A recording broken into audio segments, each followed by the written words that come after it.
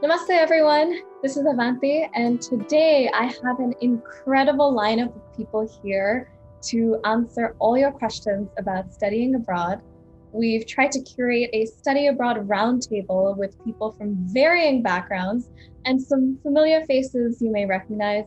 You may recognize Parth, Yuri, Harnoor, also known as Sing in USA, and Shaurya, and we're all going to try to make this as informative and hopefully fun an experience that you can have. I've tried to compile topics from all of your questions, and if you have any other questions, please feel free to let us know in the comments below. And don't forget to go and follow every single person here on this channel. They all have amazing content. I will link all the channel descriptions below, so don't forget to do that.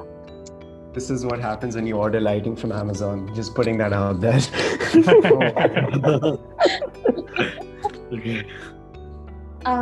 To start off with, we're just going to go around and have everybody state the university they went to, the year they graduated, and what they studied. I will quickly start. My name is Avanti. I studied at Harvard University and I went there for my undergrad. I graduated in 2020 with a degree in psychology and global health and health policy. Yudi, would you like to comment?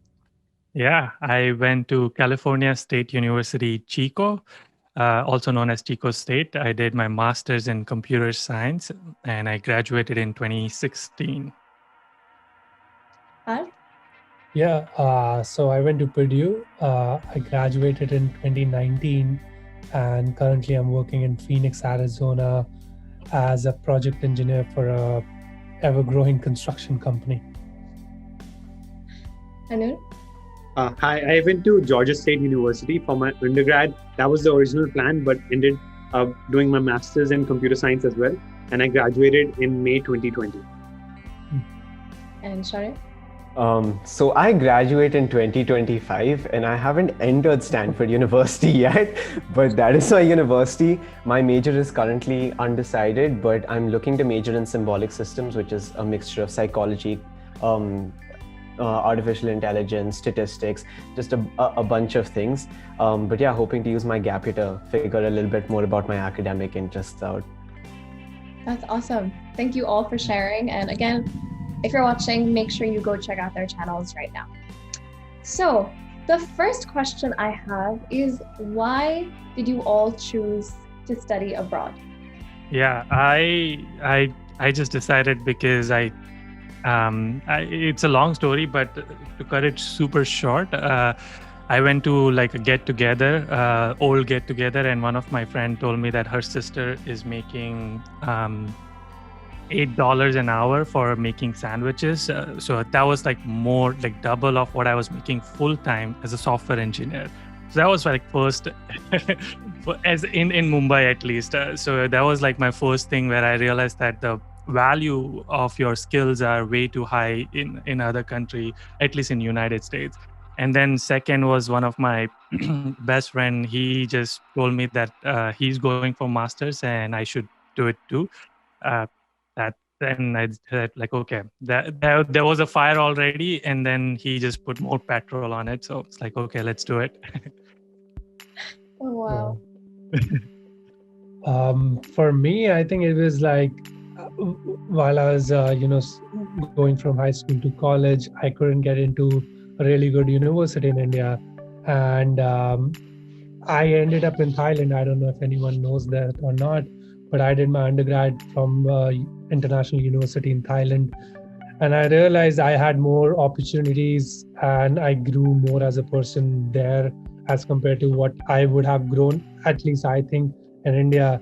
And that led me to coming to America. I actually had no plan to come to the US before. I wanted to go to Europe because I did an exchange semester and fell in love with the whole Nordic group of countries. But then in terms of my industry, I guess US is like on the top as compared to any other places. Middle East is another one. So I was like, this is the best opportunity I'll get. Why not take it? For me personally, I went abroad because the entire Punjab was going abroad. But But to be specific, for me, when I was in my 11th grade, that was the most stressful time of my life because of IIT JEE. I used to go for JEE coaching and also used to go to school regularly. Managing my time there was very, very difficult. And I was thinking, for example, UD has on his back, do what you love. And I got to know that I might not be able to, do what I love, not be able to pursue computer science if I go to any university in India. So to be specific, the reason was I really wanted to pursue computer science. And I knew that to be honest, no, irrespective of which university I get in US, I'll be able to pursue that. So that was the main reason. Yeah, I think my reasoning is very similar, except I probably started a lot earlier because I'd always heard of the United States as a place to go to. I think just the way I had been raised and even how I'd lived. So I was born initially in Singapore and I stayed there for about 4 months, and then I shifted to the US for about 4 years, and I was living in San Jose, which was really close to Stanford. So these names had always been thrown around me from a very young age, and then when I eventually moved to India at the age of 5, I'd always wanted to probably go back abroad and experience life in a university like Stanford. Didn't expect it to be Stanford, but life has a funny way of doing that. And even in high school, I was always more interested in what to do outside of the classroom than inside of the classroom. I was never too much of a textbook person, and I'd been told that if you want to go to somewhere good, you should have good grades. But what's more to you than just this sheet of numbers? And that's something that I've carried with me throughout high school and hopefully in university as well. So that's definitely something that moved me to apply abroad. Okay, so since we've talked a little bit about why we went to study abroad, especially when you're Indian or when you come from a different background, सिर्फ हम ही नहीं है जो ये choice बनाते हैं, often our parents or other people in our families are involved. So if you had to convince your parents, how did you go about convincing them कि मुझे बाहर ही जाना है? I think my parents were really happy. They didn't have to be convinced because one, they were not paying for it. I was taking a loan, personal loan from my other friends and family. So they were scared, but they also believed in me that I will be able to do something with it and I'm not going to lose all the money. But I was the first person in my family to do engineering, and I was the first person to go out of India. So they were super proud. So they were like, "Oh, Simran ja." So it was like that for me. For me personally, in Punjab, I can just give examples. I used to tell them like, पड़ोस वाले भैया भी गए थे, उनके बाबूजी भी गए थे, और मैं भी जाना चाहता हूँ. So like, but for me personally, in my family, no one had gone, so it was a little bit difficult. But I had so many examples in my class. 95% of the classmates went abroad, especially Canada. So it was a bit easy. And I took my grandmother to my parent-teachers meeting, and it was very easy because teachers were able to convince my parents. Why did you decide to share educational information on YouTube? I'll go first. So I always wanted to get into filmmaking, but never did because, Indian parents, at least my Indian parents are, there's no money in Bollywood or there's no money in filmmaking. You should go in computer science. That's where the money is. So I did that. And then I actually started my first YouTube channel talking about entrepreneurship. So where I did podcasts with a lot of local business owners and peoples with them. But then I realized that they are not famous and I'm not famous. Nobody wants to watch that because there's just nothing I can do to make it reach bigger audience. And that's when I was like, I have my own story to tell, where I come from, lower middle class family, came here in United States, have a successful job. So that's why I was like, that itself is a story which I can share and inspire people, because I've always had a goal of inspiring people through my content. And that's when I started my content. And as soon as I started uploading, I actually did not know about Parth, Harnoor, and other YouTubers who were creating MS in US. I thought I was the only one who's doing it.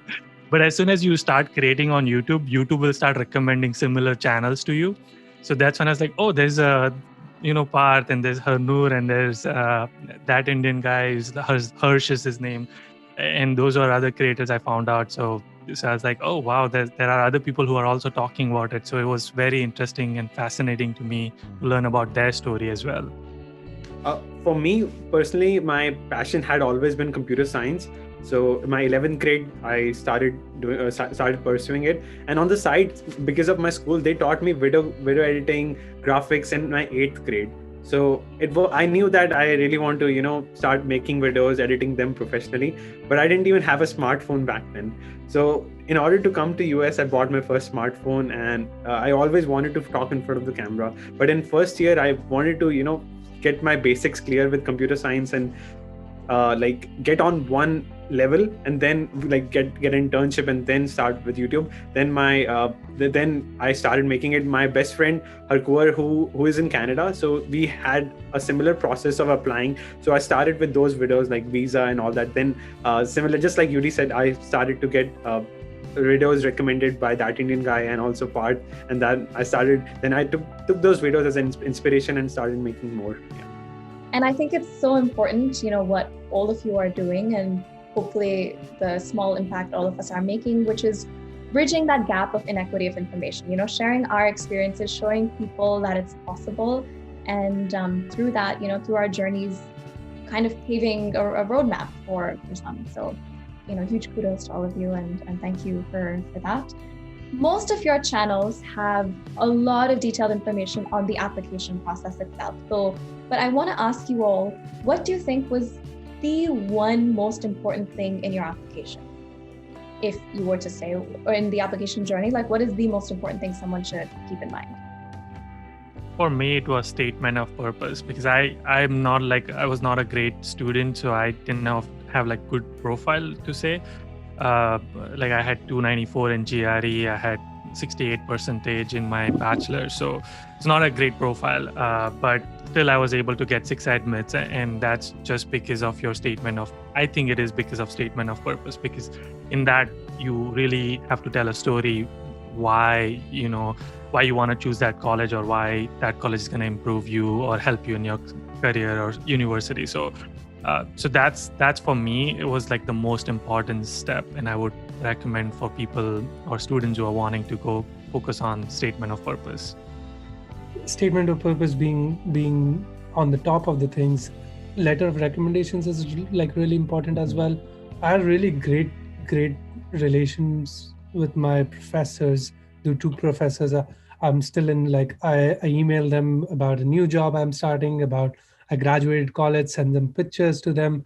They're really happy. They'll reply, So I think those 2 were really important. They sent like the letter of recommendations, because in European universities, for a couple of them, I had to upload it through my own account. So I read it. They wrote great recommendations to me. I think that was the top point for me. For me personally, my scores weren't the best. Like ACT score 27 wasn't the best, and like I was an average student. But the only 2 good extracurriculars that I had, that I also wrote about them in my statement of purpose, the essays, the Common App essay, helped me a lot. For example, I showed that I actually do what I love, and from like behind Yuri it's written. So I had made couple of apps in my high school in 11th grade, since I took computer science in the beginning. So I showed a lot of interest in computer science, and that was enough that, hey, this student already has done or achieved a lot before coming to college, so this student can maybe do well in college too. So I think mine would be, similar in the sense that I feel like extracurriculars are the most important thing alongside the essay. I feel like, a little different from what everyone has said. I think the most important thing for me personally was mentors, because I feel like you can only open your eyes to these kind of ideas that, I want to start a recruitment platform for people with disabilities, or a personal story is important. These conversations are only thrown at you by the people you surround yourself by. So I know for a fact that if I didn't have the most supportive parents, or if I didn't have maybe a mentor for the entrepreneurial organization I created, I might have not thought to the heights at which I eventually reached. So I definitely think you are a product of your environment. So wherever you can, whether it's through LinkedIn, family members or anyone, try to have conversations that spark you to think bigger than what you can do, because technology has made it possible to launch an entire business from your bedroom. So there's really no limit to the heights you can achieve if you surround yourself with the right people. No, I mean, I completely agree with all of you. I think to kind of echo what you're saying, and if I were to say what is the most important thing, it's the fact that each and every person, regardless of their experience, has a voice and has a story that deserves to be told. I'd like to move on to a very important question which everybody has, which is paisa. And I know a lot of us have videos talking about financial aid on our channel, so definitely go check those out if you're interested in the general aspects of aid and loans and things like that. But I want to talk to all of you about what does it mean to be at university and after, or to plan for university when it comes to expenses that aren't just your tuition. Though there's tuition, right? There's, whether you're on financial aid or on a loan or, have family paying for it. But what else do you have to budget for? What do you have to think about budgeting for when you're going to college in abroad? I think the normal, I think the living cost, like obviously the apartment rent, that's the number one.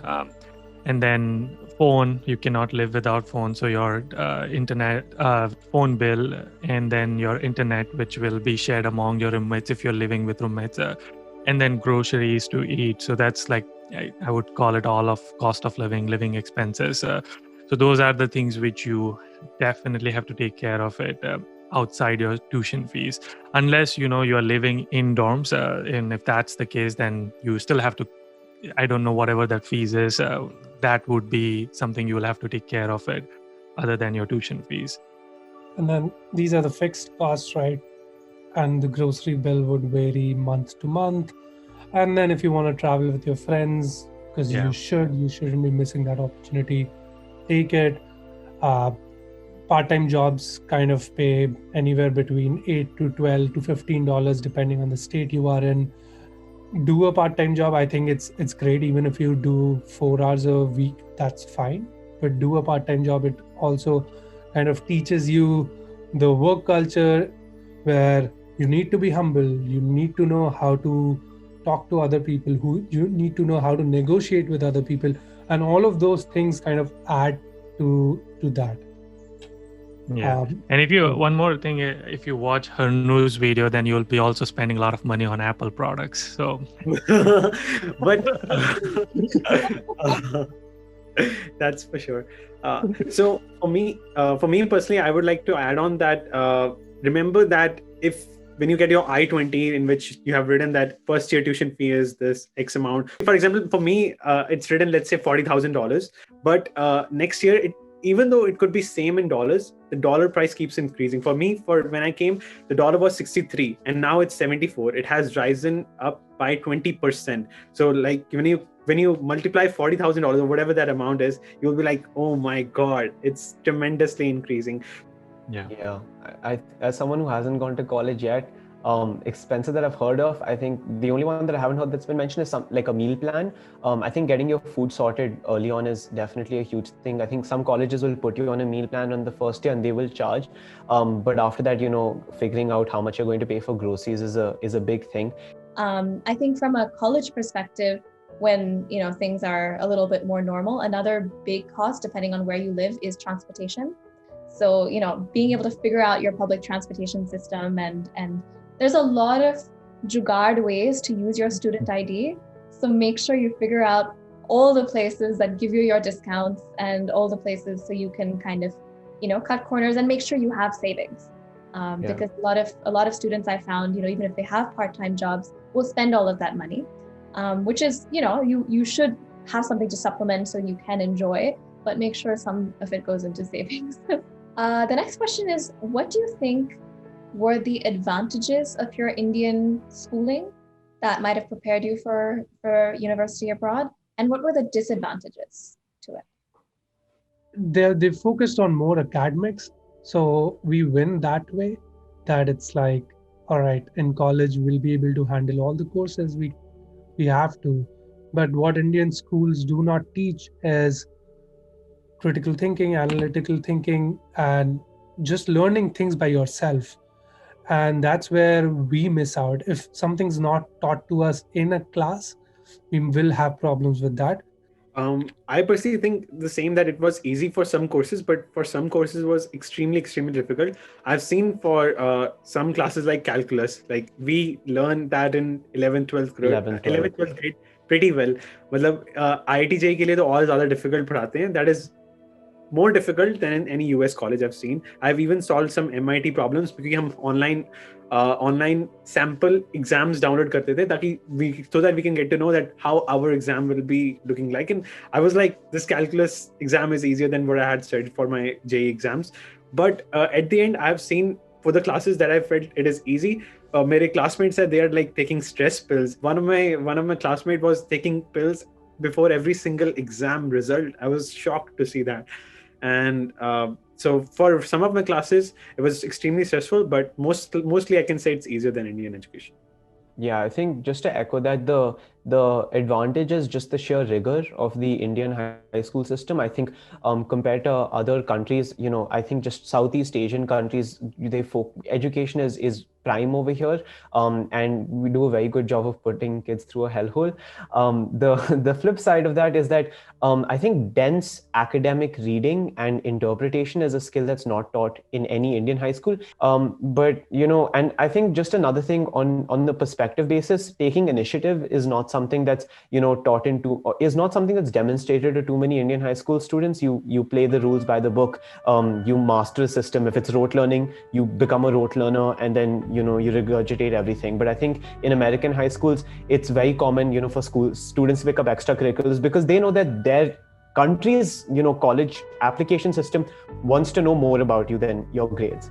So now, since we've talked about the academic part and a little bit of that, let's move into the actual daily living part of being in the US. I know, Shaurya, for you that hasn't happened yet, but so experienced. Well, we'll talk about something with regard to you as well. In this, I'm curious what your hopes were and how they might have changed with the pandemic. But for the three of you, what was a day in the life like in college for you? What did that look like in terms of friends, roommates, and did you find any cultural differences or racism that you experienced? I know that's a lot of questions in one, but just generally the social aspect of things. Racism, no, I never faced it. At least in my college, I never did.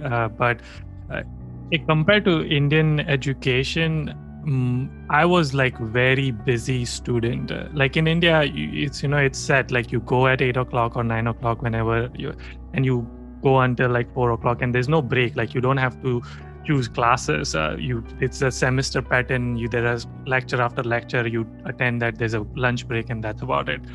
In US education, you decide which classes you want to choose for a semester. You can pick your timing. You can even choose professors if that is an option. Like I only want to choose this. So for me, the way I had decided that I wanted to do my classes early in the morning because I'm an early morning person. So I finished my classes by 9, 10 o'clock max. And then I would do my part-time job on campus. So I would do my campus job, which is very interesting for me because I never did that in India. So I learned a lot of things on campus.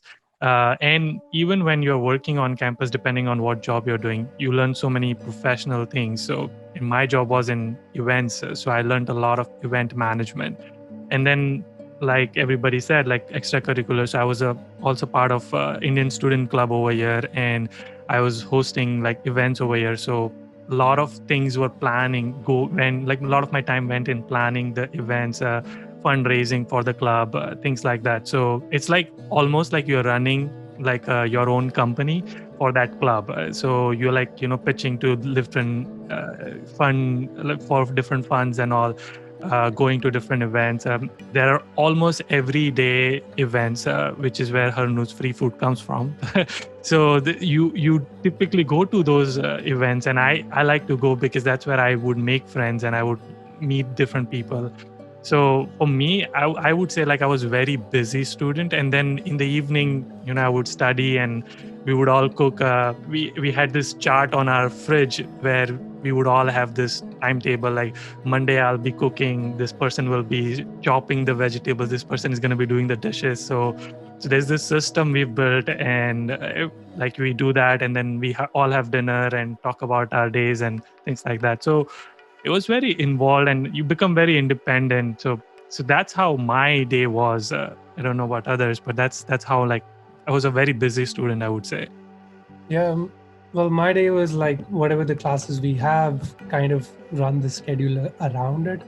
I would try to go work out or play squash or play basketball with friends, whenever I got a chance. At least when it was still warm out, we would play outdoors. But then we had this big sports facility where we would go play squash or table tennis or badminton or whatever gym, do like an activity every day just to get you out there. And then classes, assignments related to that would focus on that. My standard of what I need to eat to survive is really low. Like, so I'm not, I don't want like, oh, I need to have, a proper breakfast. Like I literally had this for breakfast. Let me see if I can find it. It's called Soylent, and all you do is like just mix it in a shaker bottle, and that's a meal in like a bottle. So I do that for breakfast a lot of time, just saves me time. But cooking was not a big deal, and I'm not a good cook. That's why maybe. But and then just filming videos and kind of put the camera in my friends' faces for content. That's what I would do. And then on Saturdays, I was involved in a community called Habitat for Humanity. What they do is they build houses and renovate houses for the underprivileged. So they sell the houses only for the material cost, which is much lesser because the labor cost is much higher here. So they would go and we would do electrical work for them, plumbing, and even putting 2x4s, screwing things down, even shoveling dirt, like any kind of work we would do. And that would go on for like 4 hours or 8 hours depending on how much work they had. So as part of that, I joined Toastmasters for a while, but I realized that was not for me. So I bailed on that. But that's how my day-to-day looked like. For me personally, I have filmed all the days from 19 to 22, but I can summarize all the days were very, very different. But mostly what haven't shared is like I always keep like comb and toothbrush in my bag. Sometimes, to maximize my sleep time, I used to like go like wake up only 10 minutes before the class, run to class, and then brush after class, and then have my lunch in my backpack itself, so to save time, because I didn't used to get enough sleep, and that because and I used to go to gym every day, pretty much every day, so that's the only difference. But yeah, other than that, it's the same in the videos. And I'm sure Harnoor, the mask is really helping you now. Mask?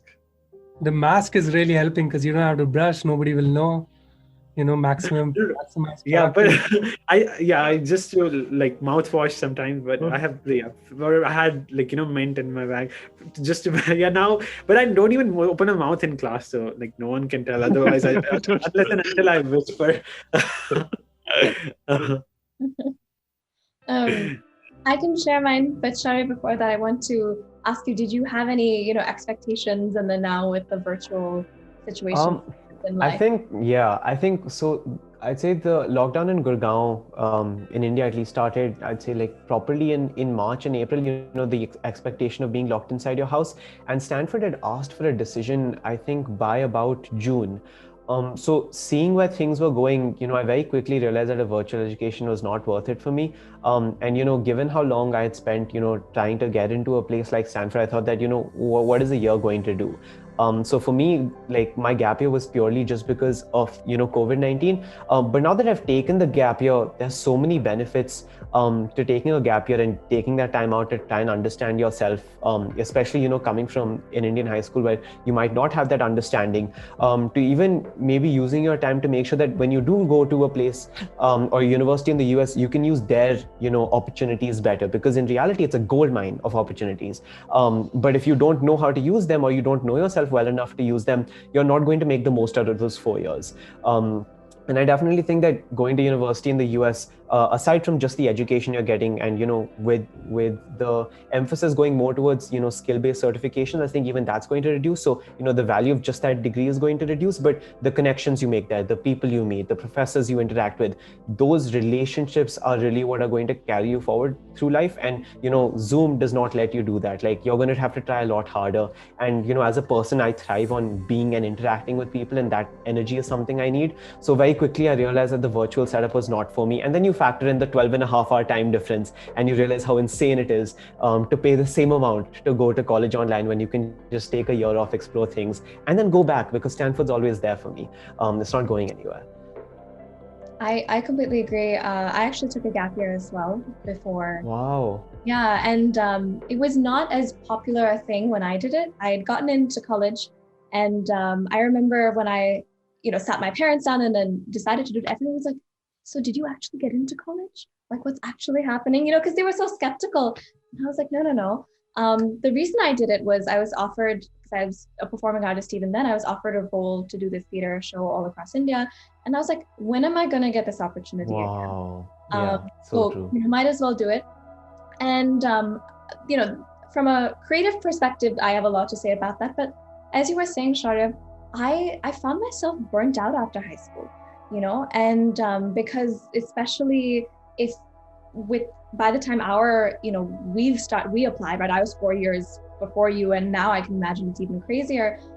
Because we've had that exposure, it gets really competitive and can get a lot, right, when you're applying to these colleges. And so for me, I knew that I needed a break from institutionalism. Otherwise, I would be in one rat race and then jump into the next rat race and then not really know what to do with myself. And so I was so grateful for that break. It's something as simple as, like you were saying, Shaurya, just this idea of family dinner, which now a lot of people in COVID are having if they're with their families. I hadn't seen my family when I was in high school. I would see them literally at night, maybe exchange a few words over a meal, but I'd go in and study, or I'd be performing somewhere, or running some initiative, or just doing something. And so that quality time I got was just, it meant the world to me. And so, I'm a huge proponent for gap years, and there's affordable ways to do that as well. It's not just, a very privileged way of existence. But I would say, okay, so we just come to the last piece, really, the last topic area, which is it worth it when it comes to visas and jobs? And now with this new wrench of Corona thrown in, how worth it is studying abroad, really? I think virtual study, I agree with Shaurya's answer that I don't think it's worth it studying online, because it's like taking an Udemy course and just studying at home. I feel there's so much more to US education, and universities in USA offers when you are on campus. You learn so much more about yourself, because you just get out of that comfort zone, being around your family and with your parents and all of that. So one, I think that's definitely not worth doing in virtual education. If it has to be on campus, I think yes, it is worth it. And then with regards to visas and jobs, yes, there are a lot of jobs. We are hiring right now, even in COVID. So there's no it's not that there's not jobs. With visa, it really depends on their life choices.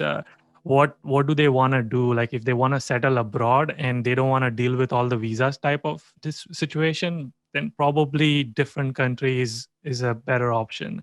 US is like not super immigrant friendly, I would say. Like, there are a lot of visa issues, and there are people who have been waiting for their green card and H1B. I've heard so many stories. So if they don't want to deal with all of this and they just want simple, like, I want to study and settle abroad, probably better different country. But if they're okay with dealing with visa situation, you will still get 3 years of OPT if they're doing in STEM education.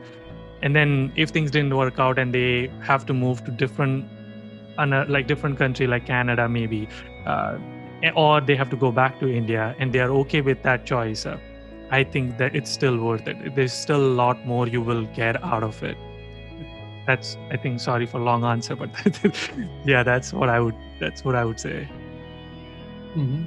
Same with me. The Zoom University is not worth it because there's a lot more associated with education system, which isn't physical when you're meeting somebody in person. Also, all the Zoom calls you do with anyone is very transactional. It's not, oh, you don't just like, pick up your phone and, oh, let me do the Zoom call because I want to chit chat with person. It's like you want something or they want something. So it's contrary to what's been happening.